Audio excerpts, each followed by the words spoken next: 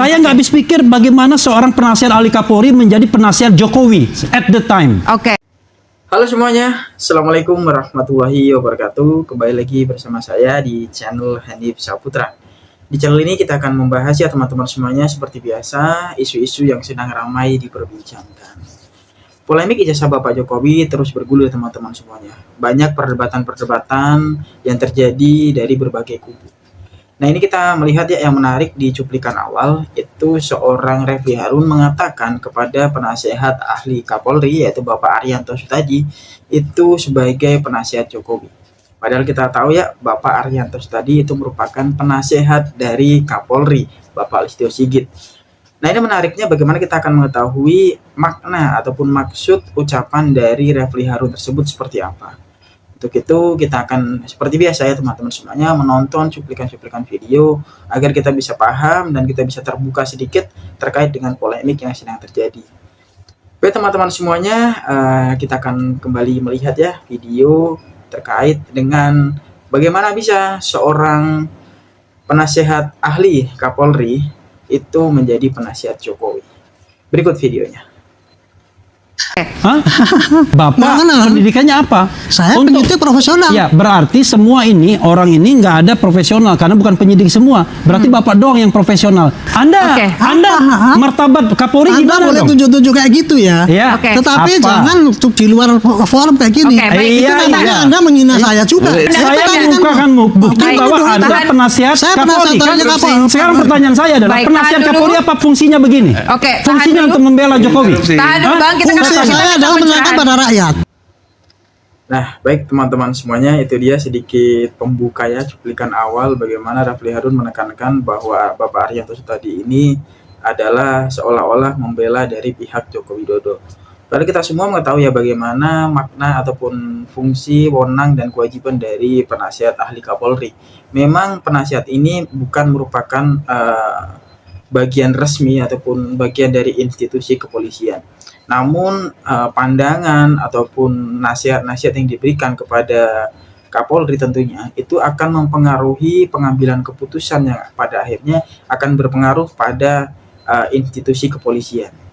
Baik, kita bisa melihat ya bagaimana kepolisian saat ini sedang tidak baik-baik saja. Bagaimana kepercayaan masyarakat kepada kepolisian itu sangatlah minim karena berbagai kejadian-kejadian yang mengakibatkan kepolisian kehilangan kepercayaan dari masyarakat. Nah, perlu kita garis bawahi bahwasanya penasihat ini berperan penting ataupun cukup vital teman-teman semuanya. Bagaimana para penasihat ini akan memberikan pandangan dari segi hukum ketika terjadi suatu perkara kepada para penyidik misalkan ketika sedang menyidik suatu perkara, contohnya perkara pada polemik ijazah Bapak Joko Widodo, di mana yang dijadikan tersangka oleh penyidik adalah Roy Suryo, Rismond Sianipar dan juga Dr. Tiva. Nah, nasihat-nasihat dari penasihat ini akan mempengaruhi keputusan akhir dari penyidik juga. Nah, ini juga sangat memprihatinkan atau sangat berbahaya jika penasihat ini tidak bersifat netral atau malah memihak salah satu pihak dalam suatu perkara. Maka keadilan akan sangat sulit untuk diciptakan ketika hal itu terjadi teman-teman semuanya. Baik teman-teman semuanya, kita akan kembali melihat ya video berikutnya. Bang Refli, Bang, bagaimana Anda memastikan bahwa penyidikan ini tidak profesional? Silakan lanjut. Ya. Jadi pada tanggal 13 Januari itu berkas dilimpahkan ke kejaksaan. Dan kita tahu penelitiannya kan 7 hari itu untuk menentukan lengkap dan tidak lengkap. Berarti tanggal 20. Anda tahu nggak? Ketika kita ke Polda Metro Jaya press conference untuk memprotes pelimpahan tersebut yang kita anggap tidak profesional, yang terjadi apa? Pada tanggal 14 kami diundang ahli dan saksi kami untuk diperiksa pada tanggal 20 Januari.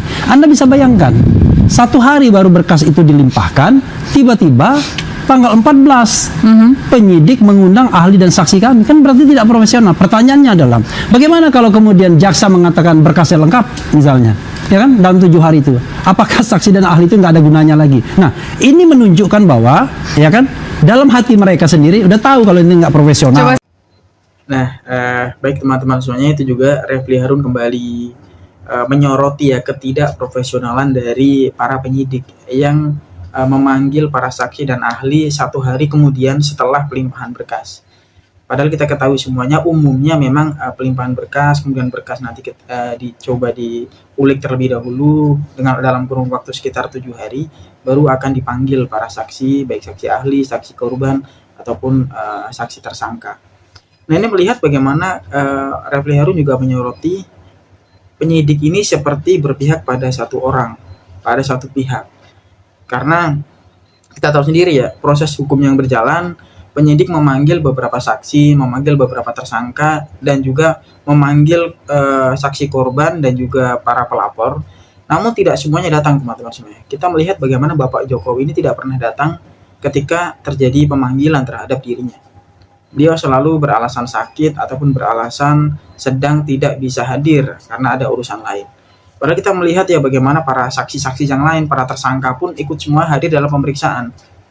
Nah, ini melihat bagaimana tidak profesionalnya penyidik ketika bersifat berat sebelah, teman-teman semuanya. Memanggil saksi, memanggil tersangka, memanggil korban, memanggil pelapor, namun yang hadir hanya beberapa saja. Pelapor tidak hadir, korban tidak hadir. Nah, ini menimbulkan beberapa pertanyaan. Pemeriksaan ini bagaimana? Apakah memang pemeriksaan dirasa adil atau hanya menguntungkan atau hanya menitik beratkan pada satu pihak saja? Nah, itu teman-teman semuanya. Jadi hal ini sempat diragukan ya, sempat menjadi ketidakprofesionalan dari penyidik. Nah, sedikit saja dari Pak Arianto sebagai bukan mantan soal penyidik. boleh atau tidak, Anda pakai logika saja. Oke. Kalau seandainya dikatakan lengkap, lalu buat apa saksi dan ahli Oke, diperiksa tapi kita lagi? mau tahu sebenarnya That's the proses point. di sistem yang Saya tertulis mau menjawab cuman gini aja ya, istilah profesional sama tidak itu ya. Yang bisa mengatakan orang tidak profesional itu atau profesional itu adalah orang yang profesional. Tapi Oke. kalau orang yang nggak ngerti ilmu ya dia bisa mengatakan itu nggak profesional karena dia nggak ngerti ilmunya itu. Gitu. Tapi tadi Gitu, Pak Refli jadi mengatakan saya secara cuma ngomong logika gitu. bahwa itu terlihat tidak Karena profesional. praktek yang Bapak praktek pendidikannya apa, Pak? nggak usah tanya, nggak usah tanya, nggak usah Bapak tanya, pendidikannya apa, Pak? Oke. nggak usah tanya. Baik. Nanti Makanya kita kalau cari saling Anda bingung. mengatakan tidak profesional, Iya. Bapak pendidikannya Anda apa? mengatakan profesional, Bapak Anda penyidik pendidikannya tidak apa? profesional. Bapak Ya? pernah menjadi penyidik nggak? Ya, Baik. Bapak Nah, pendidikannya apa? Saya penyidik profesional. Ya, berarti semua ini orang ini nggak ada profesional karena bukan penyidik semua. Berarti Bapak doang yang profesional. Kenapa Bukan, Bapak kalau Bapak ini kemudian pidana. bisa dibantah pendapat Bapak? Ahli pidana, Oke. profesional ahli pidana. Ahli pidana Bapak kan apa? Ahli pidana pidana. tata negara. Ini baru ngerti berapa hukum tahun pidana. dihukum? Bagaimana Hah? bisa Anda ditunjuk Di antara menjadi ini paling lama pembela di itu? sini. Saya nggak habis pikir itu. Saya nggak habis pikir bagaimana seorang penasihat ahli Kapolri menjadi penasihat Jokowi at the time. Oke. Hah? Anda, Oke. Anda Apa? martabat Kapolri Anda gimana boleh dong? tunjuk-tunjuk kayak gitu ya. Ya. Oke. Tetapi Apa? jangan untuk di luar forum kayak gini. Oke, baik. Itu Iya, namanya iya. Anda menghina saya juga. Oke, Saya baik. bisa besar Menghina Kenapa apa? saya minta pendapat Saya Anda? membukakan bukti Baik, bahwa dulu, Anda tahan. penasihat Saya Kapolri. penasihat Kan? ahli Kapolri. Sekarang pertanyaan saya adalah Baik, penasihat tahan dulu. Kapolri apa fungsinya begini? Oke, tahan Fungsinya dulu. untuk membela Jokowi. Tahan dulu, Hah? Bang. Kita Fungsi kan saya adalah menerangkan pada rakyat.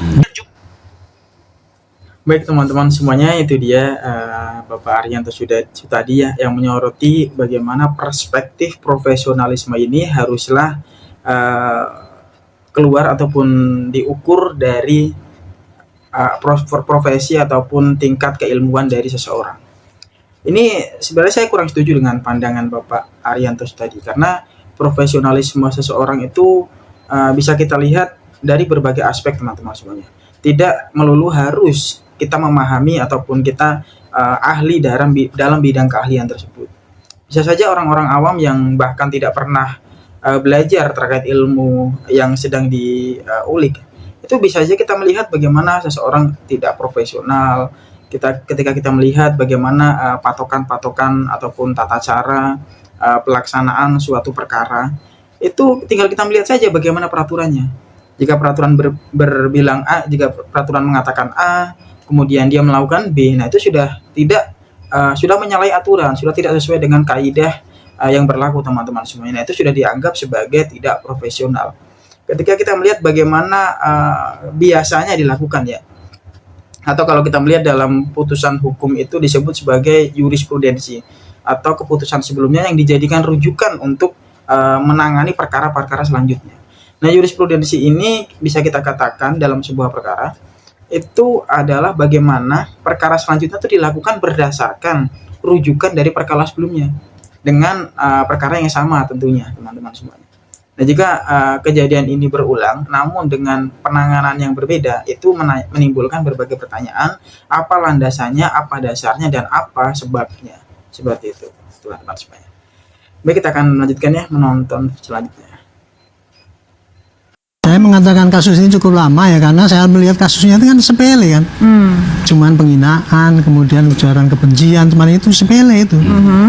Kalau saya jadi penyidiknya, saya dulu bisa mengatakan 2 bulan selesai. Pak, Ya. kasus pada umumnya tidak perlu untuk taking for a long time gitu ya untuk penanganannya. Tapi dalam kasus ini menurut Anda cukup lama. Apa sih sebenarnya yang membuat kasus ini cukup Saya mengatakan kasus ini cukup lama ya, karena saya melihat kasusnya itu kan sepele kan. Cuman penghinaan, kemudian ujaran kebencian, cuman itu sepele itu. Kalau saya jadi penyidiknya, saya dulu bisa mengatakan 2 bulan selesai. Oke. Cukup 10-20 saksi, alat bukti berapa biji, kemudian saksi keterangan ahli segini, kirim ke jaksa. Oke. Nah, sampai 2 bulan kirim ke jaksa. Itu selesai urusan polisi. Oke. Tapi kan ini pas beberapa bulan ini, 6 bulan kan baru dikirim. Sudah dikirim ke sana pun masih ada pemeriksaan tambahan lagi. Kemudian ya sampai sekarang ini nggak ada Oke. Tapi menurut Anda Lanjutannya. ada indikasi intervensi naluri Anda sebagai mantan penyidik? kalau ini tidak ada unsur politik pasti udah selesai dari dulu. Jadi naluri Anda sebagai mantan penyidik seperti itu. Oke. Dan kita jangan berbohong lah. Ini belakang ini memang ada muatan-muatan politik kan. Nah, interupsi. Oke. Ya, gitu. Oke. Iya, Interupsi. jadi Itu ada hanya ini dugaan saya kayak gitu. Oke. Tapi di mata saya penyidik itu ya. Ukurannya ini kasusnya dari terlalu berpanjangan. Oke. Gitu. Baik, silakan Pak Refli. Jadi begini ya, kalau kita pelan-pelan ya, kasus Ya, ini. kita putar cepat, Bang, intinya. Oh, putar cepat. Iya. Kasus ini tidak akan naik ke penyidikan, bahkan diproses pun tidak layak. Oke. Kalau seandainya tidak ada pesanan-pesanan politik yang dikatakan Pak Arianto. Jadi pesanan politik itu justru dari Solo. Nah, itu dia. Baik, teman-teman semuanya, menarik ya perdebatan antara Bapak Arianto Sutadi dengan Refli Harun selaku kuasa hukum dari tim Roy Suryo CS. Bagaimana Bapak Arianto ya selaku penasihat dari Kapolri menyoroti lamanya proses dalam perkara polemik ijazah Bapak Joko Widodo dikarenakan adanya muatan politik di belakangnya. Kemudian dari Bapak Refli Harun juga mengatakan hal serupa namun berbalik. Bagaimana memang ada muatan politik, maka kasus ini akhirnya dibawa ke ranah penyidikan dan dijadikan tersangka lah Roy Suryo, Resmond Sianipar, dan juga Dr. Tifa dikarenakan adanya muatan politik tersebut. Ini merupakan pendapat yang berbalik arah atau berbanding terbalik namun pada konteks yang sama, adanya muatan politik teman-teman semuanya. Nah, kalau saya juga memandang bagaimana polemik ini bisa berlangsung sangat lama daripada perkara-perkara yang serupa namun bisa diselesaikan dengan kurun waktu yang lebih cepat. Itu bagaimana seperti pada video-video sebelumnya yang pernah saya bahas ya. Bagaimana Bapak Jokowi yang seharusnya ikut aktif ya, andil dalam perkara ini, aktif mengawal dari awal sampai akhir. Itu tidak ada perannya sama sekali teman-teman semuanya.